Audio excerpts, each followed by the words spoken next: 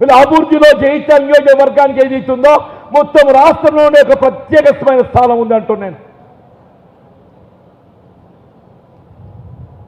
మనం పోటీ పడ్డది అన్నాడు, పులివెందులతో పోటీ పడ్డాం.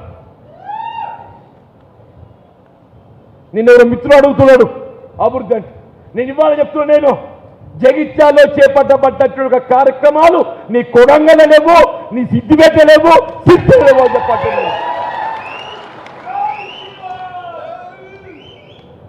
దేవుడు అవకాశం ఇస్తే తెలంగాణ రాష్ట్రమే కాదు జాతీయ స్థాయిలో జగిత్యాల గుర్తింపచ్చే విధంగా దీన్ని అభివృద్ధి చేయడం సంకల్పం చెప్పండి. జాతీయ స్థాయిలో గుర్తింపచ్చే విధంగా అభివృద్ధి చేయడం సంకల్పం చెప్పండి. దయచేసి మనం ఎంచుకుంటే బాట ఇది. మళ్ళీ 10 ఏళ్ళు కష్టపడ్డాం, 2 ఏళ్ళు గడిచిపోయింది అవమానాలతోని, 2 ఏళ్ళు అవమానాలతో గడిచిపోయింది. ఈ 2 ఏళ్ళు పోరాటంతో గడతామంటు, 2 ఏళ్ళు పోరాటంతో గడతామని చెప్పంటూ నేను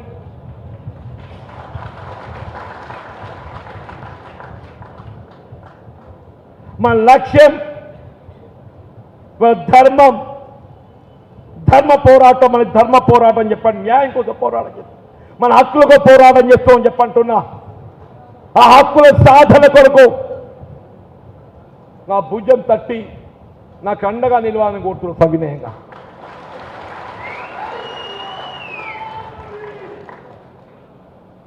దయచేసి నేను ఏదైతే ఉందో నా మనోభావాలు వ్యక్తం చేశాను.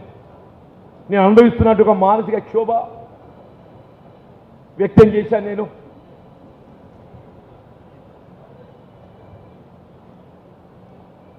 నేను పార్టీ వీడడం అనేది నాటువంటి బాధాకరం చెప్తున్నా.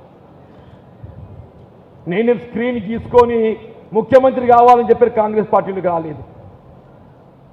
కొద్దిమంది ఏదైతున్నదో స్క్రీన్ గీసుకొని ముఖ్యమంత్రి కావాలని పార్టీలోకి వచ్చిన వాళ్ళు ఉన్నారు.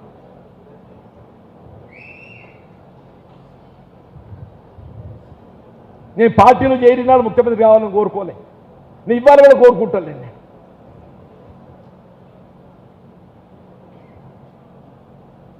మీరు ఏ స్క్రీన్ తీసుకొని తొక్కుకుంటా ముఖ్యమంత్రి అయినరో సంతోషం నాయన, కానీ మమ్మల్ని కూడా బతకనియండి. ఇతర నన్నంటే నేను పోతున్న స్వేచ్ఛ. నేను ఏదైతుందో ఈ తొక్కుడు భరించ కాబట్టి నేను స్వేచ్ఛ కోరుకుంటున్నా. కానీ దీంతో నన్ను ఏదైతుందో కొంత నీ ఆలోచన మార్పు వచ్చి కార్యకర్తలకు, నాయకులకు వాళ్ళ స్థానానికి అనుగుణంగా వాళ్ళ గుర్తింపు కల్పించి వాళ్ళకు లభించాల్సిన ఒక హక్కులు కల్పింపజేస్తామని చెప్పని నేను ఆశిస్తున్నాను. అంటే మనం పోయేటోళ్ళం పోయినా కానీ ఉన్నోళ్ళు కానీ న్యాయం కావాలని కోరుదామంటున్నాను. మనం పోయేటోళ్ళం పోయినా కానీ ఉన్నోళ్ళు కానీ న్యాయం కావాలని కోరుదామని చెప్పండి. దయచేసి నేను మరొక్కసారి నేను సమర్పించబోతున్న రాజీనామా అంటే నేను వాస్తవంగా ఏదైతున్నదో మిత్రుడు గంగారెడ్డి గారి ఏదైతే దారుణ ఏదో మారణ కాండ జరిగిన తర్వాత పార్టీకి 24th అక్టోబర్ లెటర్ రాశాను. దానికి తోడి రోజు ఈ మధ్యకాలంలో జరిగిన పరిణామాలు సింపుల్గా ఏదైతుందో వివరిస్తూ నా రాజీనామా పత్రాన్ని విడుదల చేస్తున్నా. దయచేసి మా మిత్రులు, సహచరులు, ఇంతకాలం తోడిచ్చినటువంటి ఒక మిత్రులు